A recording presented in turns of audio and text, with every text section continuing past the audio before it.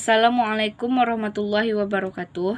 Perkenalkan, nama saya Wela Septiani, NIM 18230067. Pada kesempatan kali ini saya akan presentasi tugas akhir individu penganggaran perusahaan dengan judul makalah Perkuat Cadangan Kas PT Sido Muncul Pangkas Capex tahun ini. Dosen pengampu Bapak Muhammad Rifandi, SE MSI. Landasan teori. Definisi anggaran kas. Menurut Bambang Rianto tahun 1996 menyatakan bahwa cash budget adalah estimasi terhadap posisi kas untuk periode tertentu yang akan datang. Menurut Erich A. Helfert menyatakan bahwa anggaran kas adalah sarana perencanaan bulan demi bulan atau minggu demi minggu yang sangat spesifik, biasanya disusun oleh staf keuangan suatu perusahaan. Dari pendapat di atas, maka dapat ditarik kesimpulan bahwa cash budget adalah suatu perencanaan yang menunjukkan penerimaan dan pengeluaran kas untuk mengetahui kapan akan terjadi surplus dan defisit untuk suatu periode yang akan datang. Tujuan penganggaran kas. 1.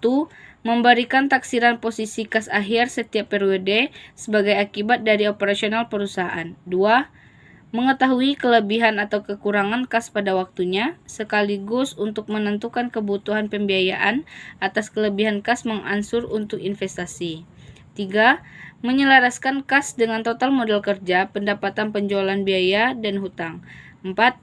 Dapat pakai sebagai alat pemantau posisi kas secara terus-menerus. Manfaat penganggaran kas. Menurut Dianto, manfaat anggaran kas adalah sebagai berikut. Kemungkinan posisi kas sebagai hasil rencana operasi perusahaan. 2. Kemungkinan adanya surplus atau defisit karena rencana operasi perusahaan. 3. Besarnya dana beserta saat kapan dana itu dibutuhkan untuk menutup defisit kas. 4. Kapan saat kredit itu dibayar kembali.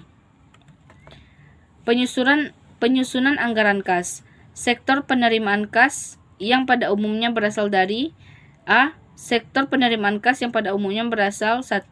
Penjualan tunai barang jadi yang diproduksi, penagih piutang, penjualan aktiva tetap, penerimaan lain-lain atau non-operating seperti penghasilan bunga, penghasilan sewa, penghasilan dividen, dan sebagainya.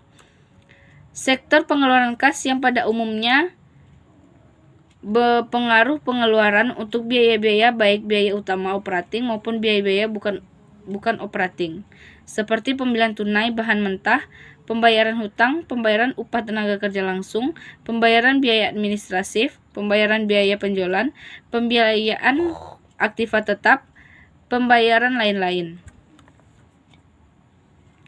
Faktor-faktor yang mempengaruhi penyusunan anggaran kas. 1. Anggaran penjualan. 2. Keadaan persaingan di pasar. 3. Posisi perusahaan dalam persaingan cukup kuat akan memperbesar penerimaan syarat pembayaran yang ditawarkan oleh perusahaan. 4. Kebijaksanaan perusahaan dalam penagihan piutang. 5. Budget perubahan aktiva tetap. 6. Rencana-rencana perusahaan tentang penerimaan kas dari sumber kas lain. Faktor yang mempengaruhi pengeluaran kas antara lain: 1. Budget pembelian bahan mentah. 2. Keadaan persaingan para supplier bahan mentah di pasar persaingan yang lebih keras akan memperkecil pengeluaran kas. 3. Posisi perusahaan terhadap pihak supplier bahan mentah, syarat pembayaran yang ditawarkan oleh supplier bahan mentah. 5. Budget upah tenaga kerja langsung. 6. Upah biaya pabrik tidak langsung. 7. Budget perusahaan aktiva tetap. Pentingnya anggaran kas. Kas berfungsi untuk membayar semua aktivitas yang dilakukan perusahaan, baik dalam operasi sehari maupun untuk investasi. Karena itu, bagi perusahaan memiliki alat pembayaran dalam jumlah waktu yang tepat akan sangat bermanfaat bagi perusahaan. Jadi, pada dasarnya, tujuan dibuatnya anggaran kas adalah untuk memberikan informasi yang relevan tentang taksiran penerimaan dan pengeluaran kas pada perusahaan pada suatu periode tertentu di masa mendatang. Format anggaran kas. Aktiva operasi. 1. Penjualan produk perusahaan. 2. Pendapatan dari sumber luar usaha. 3. Penerimaan piutang. 4. Pembelian bahan baku atau barang dagangan. 5. Pembayaran biaya tenaga kerja. 7. Pembayaran biaya-biaya pemasaran. 8. Pembayaran biaya-biaya overhead. 9. Pembayaran biaya-biaya administrasi dan umum. Format tersebut membagi arus kas ke dalam 3 kelompok, diantaranya adalah sebagai berikut. Aktivitas investasi juga adalah berbagai aktivitas yang terkait dengan pembelian dan penjualan harta perusahaan yang dapat menjadi sumber pendapatan perusahaan, seperti pembelian dan penjualan gedung, tanah, kendaraan, pembelian obligasi saham atau perusahaan itu. Yang ketiga, aktivitas pembiayaan adalah semua aktivitas yang berkaitan dengan upaya untuk mendukung operasi perusahaan dengan menyediakan kebutuhan dana dari berbagai sumbernya beserta konsekuensinya. Misalnya penerbitan surat utang, penerbitan obligasi, penerbitan saham baru, pembayaran dividen, dan pelunasan hutang. Profil perusahaan. PT Sido Muncul bermula dari sebuah industri rumah tangga pada tahun 1940, dikelola oleh Ibu Rahmat Sulistyo di Yogyakarta, dan dibantu oleh 3 orang karyawan. Banyaknya permintaan terhadap kemasan jamu yang lebih praktis mendorong beliau memproduksi jamu dalam bentuk yang praktis atau serbuk, seiring dengan kepindahan beliau ke Semarang. Pada tahun 1951 didirikan perusahaan sederhana dengan nama Sido Muncul yang berarti impian yang terwujud, dengan lokasi di Jalan Melaten, Trenggulun, dengan produk pertama andalan jamu tolak angin. Produk jamu buatan Ibu Rahmat mulai mendapat tempat di hati masyarakat sekitar dan permintaannya selalu meningkat. Dalam perkembangannya, pabrik yang terletak di Jalan Melaten Trenggulun ternyata tidak mampu lagi memenuhi kapasitas produksi yang besar, akibatnya permintaan pasar yang terus meningkat, dan tahun 1984 pabrik dipindahkan ke lingkungan industri kecil di Jalan Kaligawe, Semarang. PT Sido Muncul bertekad untuk mengembangkan usaha di bidang jamu yang berkualitas. Tekad ini membuat perusahaan menjadi lebih berkonsentrasi dan inovatif. Di samping itu, dengan pemilihan serta penggunaan bahan baku yang benar, baik mengenal jenis, jumlah maupun kualitas yang akan menghasilkan jamu lebih baik. Permasalahan. Di tengah merebaknya pandemi COVID-19, PT Industri Jamu dan Farmasi Sido Muncul (TBK Sido) mengubah strategi penjualan maupun produksi untuk memenuhi permintaan produk-produk tertentu yang peningkatannya cukup tajam. Berdasarkan catatan kontan.co.id, emiten yang dikenal dengan nama Sido Muncul ini memproyeksi penjualan akan cenderung stagnan karena penjualan ekspor berpotensi tertekan. Kondisi tersebut sejalan beberapa negara yang menerapkan kebijakan lockdown. Sebagai gambaran, selama tahun 2019, kontribusi ekspor terhadap penjualan mencapai 6% sampai 7% dari total. Pada kuartal 1 sampai 2020, pendapatan Sido Muncul tumbuh 2,38% secara tahunan atau year on year menjadi 730,71 miliar. Penyebab permasalahan.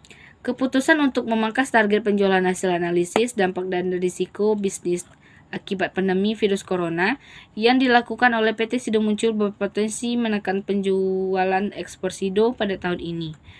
Akibatnya berimbas terhadap realisasi total penjualan Sido sepanjang Januari sampai Maret 2020, hanya naik tipis sekitar 2,38 year of year menjadi 730,71 miliar. Sebelumnya penjualan Sido Muncul tercatat dari semula 713,67 di kuartal 1 2019. Solusi terhadap permasalahan. Dirut PT Industri Jamu dan Farmasi Sido Muncul (TBK), David Hidayat, mengatakan perusahaan segera menaikkan produksi produk yang diminati masyarakat sebagai langkah strategi mengatasi perlambatan ekonomi pada kuartal kedua tahun ini.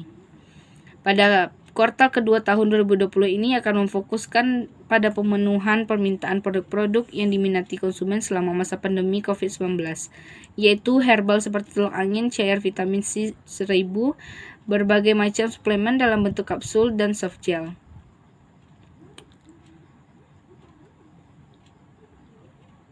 Masuk pada simpulan, PT Sido Muncul akan terus berupaya menjaga pertumbuhan kinerja dengan beberapa inisiatif dan strategi yang telah diancangkan. Perseroan menargetkan pertumbuhan penjualan dan laba bersih masing-masing 10% untuk mencapai target tersebut. Hal utama yang harus dilakukan adalah perencanaan yang matang dan eksekusi yang tepat dan cepat. Setiap eksekusi harus berdasarkan analisis risiko yang terukur, selain itu sinergi dan seluruh karyawan. Perseroan tetap menjadi kunci untuk keberhasilan setiap implementasi rencana bisnis ke depan. Salah satu rencana bisnis 2020 yang tertunda karena pandemi adalah melebarkan pasar ekspor pada tahun 2021. Perseroan akan mematangkan rencana ekspansi ke pasar baru seperti Myanmar, Kamboja, Vietnam, tergabung di dalam Gulf Cooperation Consortium atau GCC. Sistem tata kelola perusahaan yang baik, Good Corporate Governance, GCG, di SIDO muncul adalah implementasi dari nilai-nilai tradisi yang telah dibangun dan dianut secara turun-temurun. Nilai-nilai budaya yang disebut nilai-nilai SIDO muncul tersebut kemudian menjadi panduan dalam setiap proses bisnis dan dasar evaluasi bagi pencapaian perusahaan. Nilai-nilai SIDO muncul menjunjung tinggi integritas, keberagamaan, komitmen untuk bekerja di atas standar serta menempatkan kepentingan mengangkat pemangku kepentingan masyarakat dan lingkungan sekitar sebagai prioritas utama. Sekian hasil presentasi saya. Terima kasih. Assalamualaikum warahmatullahi wabarakatuh.